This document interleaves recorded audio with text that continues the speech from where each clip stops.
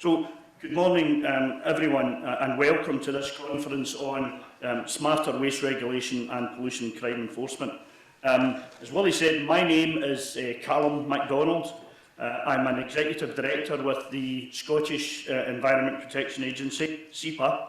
I'm also Chairman of INTERPOL's Environmental Compliance and Enforcement Committee's Advisory Board. Now, this conference has been organised jointly by the Life Smart Waste Project, INTERPOL and the INTERPOL Pollution Crime Working Group, and it's an excellent collaboration. And as Chairman of the Life Smart Waste Project Board, and with my close links to INTERPOL and indeed the Pollution Crime Working Group, I'm absolutely delighted to be here in Brussels to open this event and to be the Chairman of day one of the conference. I'm delighted to see so many people here to participate in this event. I checked numbers before we began this morning, and we have a total of 210 delegates registered for this, and I think that's a very impressive number. The delegates come from 52 different countries and a number of other different international organisations. And we have coverage for 6 of the planet's 7 continents. I was having a chat with Willie last night and I was disappointed that we only had 6 out of 7 of the continents, but the 7th is Antarctica, so we don't have any delegates from Antarctica. The numbers are even more impressive when you consider the fact that this event clashes with a number of other conflicting events, including Europol's EnviroCrimeNet annual general meeting in Helsinki, Impel's Spiderweb conference in Croatia regarding future resilience to detect and disrupt environmental crime, and the Sea of Solutions event in Thailand considering marine pollution in Southeast Asia. There are perhaps lessons to be learned by all the event organisations regarding better communication to avoid clashes like this in the future. That this conference has been promoted on the basis that it would provide opportunities for knowledge exchange, for networking and collaboration on a truly global basis. And I think the excellent attendance here should help us achieve that particular ambition. So this conference serves 2 main purposes.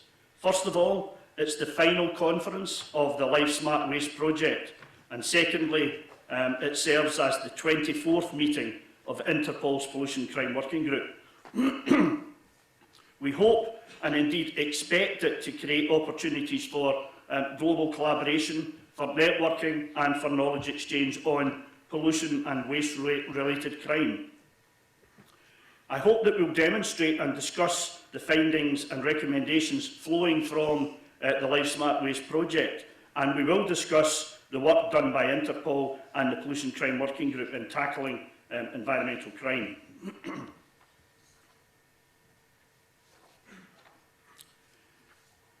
As the first 2 days of this event unfold, you'll hear much in the way of detail on the findings and recommendations of the Life Smart Waste Project. And I just want to provide some of the very headline level information as a starter for what is to come later from a number of different colleagues. The Life Smart Waste Project is a multi-agency project which runs until May 2020, with the aim of developing and demonstrating innovative ways to understand, tackle and reduce waste-related crime. The project is co-funded by the EU LIFE programme and is led by my organisation, the Scottish Environment Protection Agency, working in partnership with 3 co-beneficiaries: Natural Resources Wales, Brussels Environment and the Association of Cities and Regions for Sustainable Resource Management. And can I say a warm thank you to Brussels Environment for making the arrangements for this fabulous venue for the event. Now, as this is the final conference, the Life Smart Waste team will share the project's key results, learning points and the recommendations that have emerged to date. Your feedback on the project and its findings would be most welcome. And I know that the project team will be particularly keen to speak to anyone who is interested in adopting, piloting or further developing the tools, approaches and techniques that have been developed to date.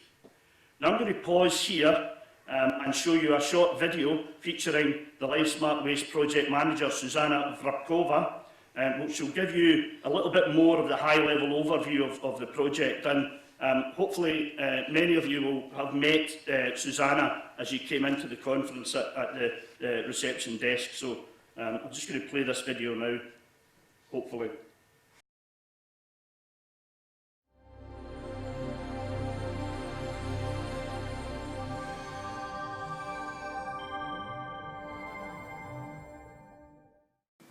My name is Susanna Vrabcová and I'm the project manager for Life Smart Waste, which is a multi-agency innovation project addressing the problem of waste crime in Europe and beyond, with the contribution of the LIFE programme of the European Union.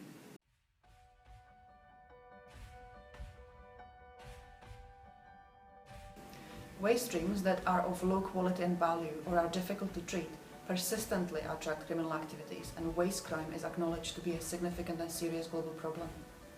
Waste crime causes significant damage to the environment, undermines public health, distorts fair competition, and erodes efforts to establish a circular economy.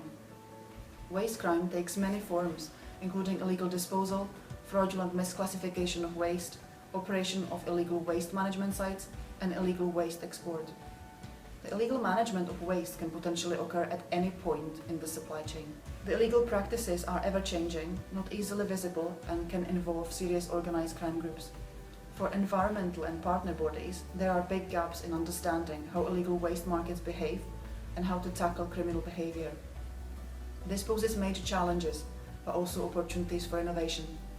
In response to these challenges, the Life Smart Waste project is developing innovative ways of understanding, tackling and reducing waste crime to help achieve smarter regulation of waste in Europe. To date, Life Smart Waste has made significant progress, and collaboration has been key to the project's innovative approach. To optimize collaborative activity, we have considered best practice for partnership working, and we are piloting innovative web-based platforms for this purpose.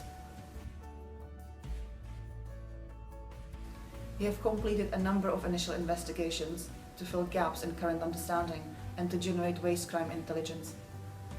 These investigations have highlighted a number of vulnerabilities in the waste management supply chain and, in turn, informed the project's waste crime interventions.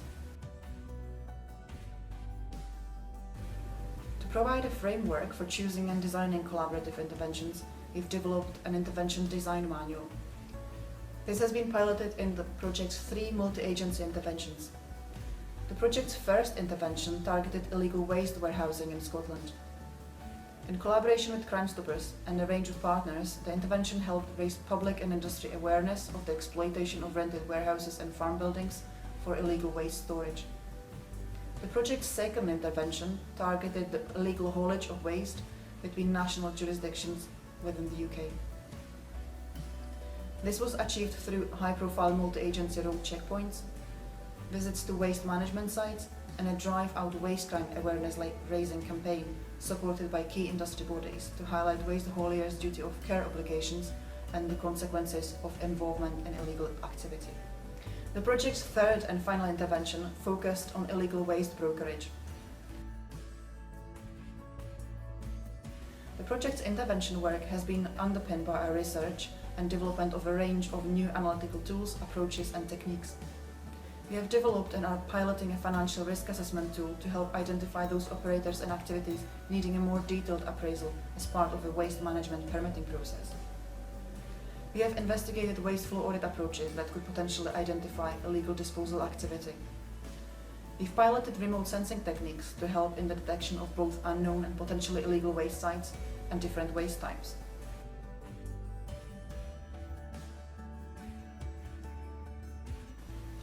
We have investigated the potential for using waste flow tracking devices to identify illegal waste disposal activity. We have developed and piloted a waste crime indicators toolkit to provide practical indicators of waste crime using simple analysis of waste operator data. And we have developed and piloted a horizon scanning toolkit that can help build an early warning system for emerging waste sector developments and their potential for criminal enterprise. And we have also developed a competitive behaviours toolkit, providing a collection of core tools for analysing information from diverse sources to help us achieve a better understanding of market and industry behaviours. Each of the tools and approaches we have developed may be used separately or can be combined for even greater effect to help with understanding, tackling and reducing waste crime. To find out more about the work of the LifeSmart Waste project, please visit lifesmartwaste.com.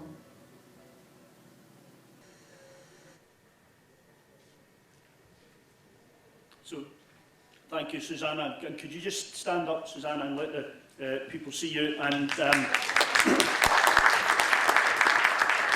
so, thank you very much for putting that video together, Susanna, and thank you for all your efforts with the project. And please, as the 3 days unfold, feel free to speak to Susanna and other colleagues in the project team, and do provide feedback, because that's one of the really important functions of this meeting. I'm going to go on now and just say a little bit about the Pollution Crime Working Group. The Pollution Crime Working Group is one of 4 working groups which have been formed under the auspices of INTERPOL to provide advice, but also to assist in the coordination and organisation of operational and tactical responses in relation to environmental crime. Each of the working groups focus on different types of environmental crime. And the other 3 working groups cover wildlife crime, fisheries crime and forestry crime. And the chairs of each of these working groups are invited to participate in the meetings of Interpol's Environmental Compliance and Enforcement Committee Advisory Board, where that presents and provides them with the opportunity to discuss issues of mutual interest and to share experiences and good practice.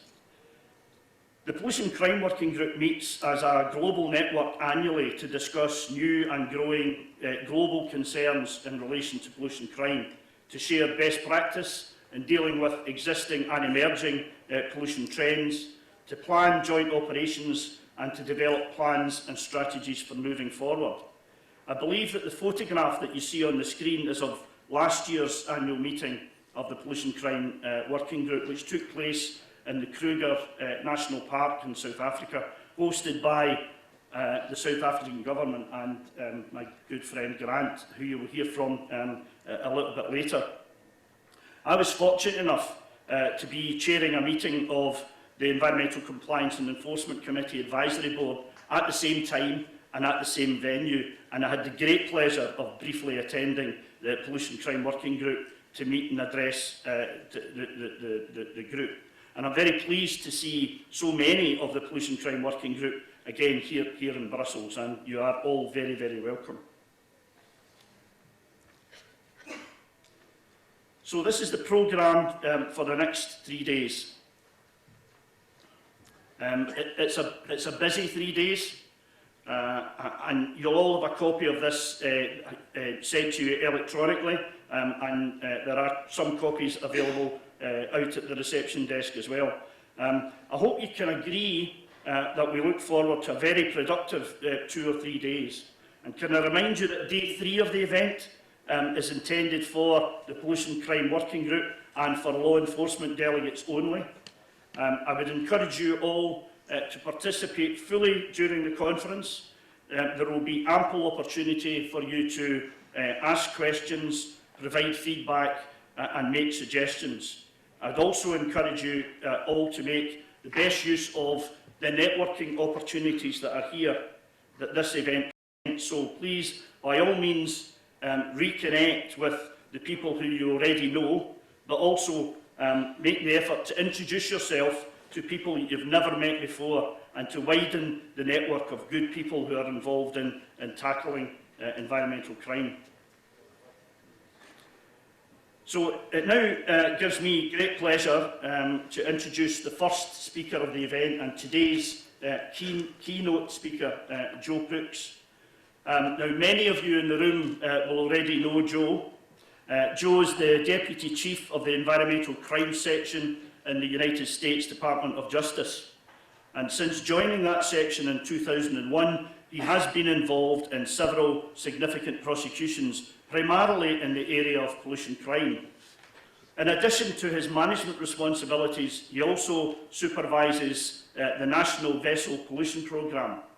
Joe has been chair of Interpol's Pollution Crime Working Group since 2015. I actually first met Joe 1 week after he was appointed as chairman of that working group, and we met at a meeting in Singapore, and that was the meeting where I became chairman of the Interpol Advisory Board. During that time, I think it's fair to say that Joe has helped lead several global law enforcement operations, such as 30 Days of Action, the 30 Days at Sea, and the second version of the 30 Days at Sea. Prior to joining the Department of Justice, Joe spent 10 years with the Maryland Office of the Public Defender. He received a Bachelor of Arts degree from Wheeling Jesuit University and a law degree from the Georgetown University Law Centre. I'll now hand you over to Joe Crooks.